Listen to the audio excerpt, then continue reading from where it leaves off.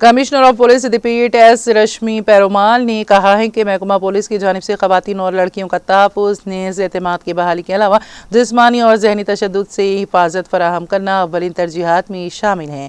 خواتین کو اپنے کام کے مقام پر ہونے والے، لڑکیوں کو حصول تعلیم کے دوران پیش آنے والے ناگہانی صورتحال میں تحفظ فراہم کرنا پولیس ملازمین کی اخلاق ذمہ داری ہے۔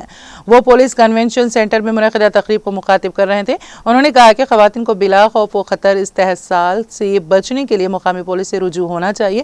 انہوں نے خواتین پر زور دیا ہے کہ وہ اپنے رشتہ داروں، دوستوں کو بیٹنگ ان لائن گیموں، منشیات کے استعمال اور کثرت سے شراب نوشی سے باز رکھنے کے لیے ہر ممکن دوستانہ خوشگوار ماحول میں اقدامات کریں۔ پولیس ملازمین ہر مظلوم اور متاثرہ خاتون کے حق میں انصاف اور آسانی کو یقینی بنانے کے لیے شناسی اور دیانتداری کے ساتھ اپنی خدمات انجام دے گی۔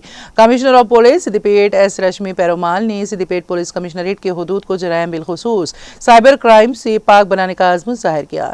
تقریب میں additional deputy commissioner of police C H Kaushalkar, armed reserve deputy commissioner of police سبھاش چندر بوس، انسپیکٹر اور پولیس عہدیداروں کی کثیر تعداد موجود تھی۔